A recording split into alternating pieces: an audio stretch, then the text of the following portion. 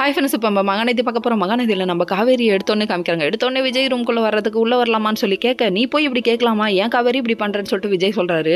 உள்ளே வராமல், அதாவது தட்டிட்டு வராமல் இருந்தால் ஒரு நாள் திட்டுறீங்க, இப்போ இப்படியும் சொல்கிறீங்க, என்னங்க இது, என்ன பாஸ் இது, ஒரு நிலையில் இருங்கன்னு சொல்கிறாங்க.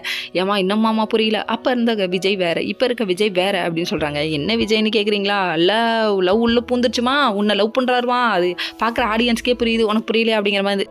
சரிம்மா, இப்போ எதுக்கு வந்த, என்ன விஷயம்னு சொல்லி கேட்க, அதுக்கப்புறம் நியூஸ் பேப்பரில் ஒரு ஆடு கொடுத்துக்கலாமான்னு பர்மிஷன் கேட்குறாங்க. கொடுக்கோ அப்படின்றாரு. அதுக்கப்புறம் என்னடா அது இவ்வளோ நல்ல மூடில் இருக்காரா அப்படிங்கிற மாதிரி ஆயிடுச்சு. அதுக்கப்புறம் சரின்னு சொல்லிட்டு பர்மிஷன் கொடுத்த ஹாப்பியோட இவங்க வெளியே வராங்க. அப்போ ஒரு சாங்கை போட்டாங்க, கண்ணால் ஓரம் கட்டுறாதான் அப்படிங்கிற மாதிரி இருக்குது. அதுக்கப்புறம் இதெல்லாம் பார்த்தோன்னே சரின்னு சொல்லிட்டு இன்னொரு பக்கம் நம்ம ராகினியோட முகத்தை பார்க்க எல்லாருமே ஈகராக வெயிட் பண்ணிருந்தோம். ராகினியோட முகத்தை காமிக்கிறாங்க. அப்போ அழுதுகிட்டே போய் அப்பா அப்படின்னு அழுகுது. ஏண்டி குச்சி மிட்டாய் வேணும், குருவி ரொட்டி வேணும்னு சொல்லிட்டு அடம்பிடிச்சால, இப்போ என்னாச்சு உன் வாழ்க்கை அப்படின்னு சொல்கிறாரு.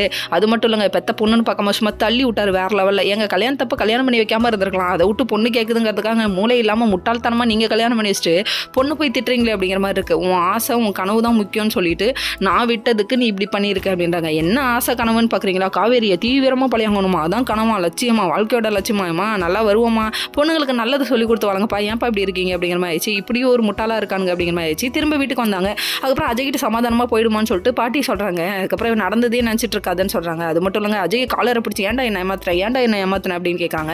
ஏமாத்திட்டான், விடுங்க, சேர்ந்து வாழுங்க, சந்தோஷமா இருங்க, அவன் உன்கிட்ட லவ்வை மட்டும்தான் எதிர்பார்க்குறான் அப்படின்னு சொல்கிறாங்க. வேற லெவல்ப்பா அப்படின்னு. அஜய், நீங்கள் ஒர்த்தா இருக்கிற அளவுக்கு இவங்க ஒர்த்து கிடையாதுப்பா, உங்களை பழிவாங்க தான்ப்பா இந்த வீட்டுக்கு வந்தாங்க, அது தெரியலையாப்பா அப்படிங்கிற மாதிரி ஆச்சு. சரின்னு சொல்லிட்டு இதெல்லாம் ஒரு பக்கம் இருக்கா. இதுக்கப்புறம் சொத்தை ஏமாற்றி பிடுங்குற பிளானில் இறங்குவாங்கன்னு நினைக்கிறேன். இவங்கள்ட்ட அவ்வளோ சொத்து கிடக்குது, காவேரியே பழிவாங்கன்னு நினைக்கிறாங்க. ஓகே ஃப்ரெண்ட்ஸ், நெக்ஸ்ட் வீடியோவில்